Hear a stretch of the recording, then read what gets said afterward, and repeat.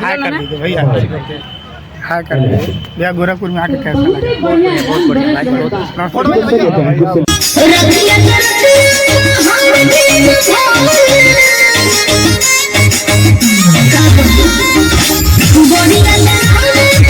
तू तो एकदम भीज गया लू देखा था।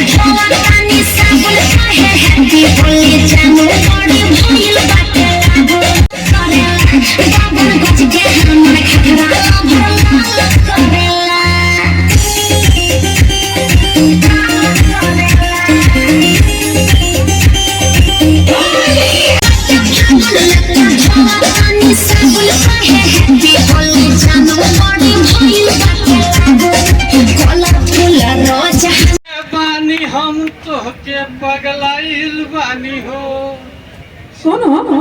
अरे हमार 40 साल उम्र भइल, अभी ले बाढ़ बानी। हम बियाह करे खातिर निकलल बानी भोजपुरी इंडस्ट्री में। अच्छा। जब से हम रौरा के देखले बानी नो, हम आगरा गई छोड़ दहनी, ताजमहल देखल छोड़ दहनी। अरे चाचा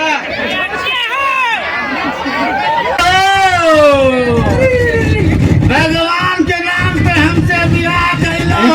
कट चाचा, आपकी एंट्री होगी। सर हम बुला रहे हैं। सर आपने कब बुला रहे हैं? नीचे मोहम्मद बिट चल लो। ठीक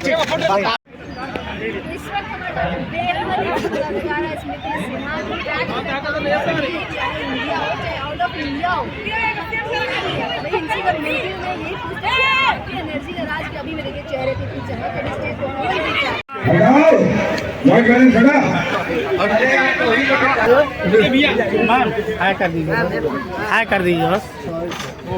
फिर से इस साल हर्ष और उल्लास के माहौल में, गुलाल और रंगन के बहार में, जोगीरा के धूम में चारों ओर बस एगो आवाज गूंजे वाली बा। जोगीरा सारा बाबा गोरक्षनाथ के आशीर्वाद से ए बेर होली में प्यार और मोहब्बत के साथे साथे भाईचारा और अपनापन के गुलालो उड़ी और चारों ओर एगो ही आवाज गूंजी, बाबा गोरक्षनाथ के जय, गोरक्षनाथ के जय। ओम नमः पार्वती पतये हर हर महादेव। कहा कि अब स्टेज पर आ रहे बाड़ी ओ सुपरस्टार जकरा ठुमका पर पूरा यूपी बिहार झूमे, जिनके अदा पर सब लोगन के जिया धड़के और जिनके डांस से महफिल सतरंगी हो जाला। तो जोरदार तालियों से स्वागत करिए क्वीन शालिनी जी के।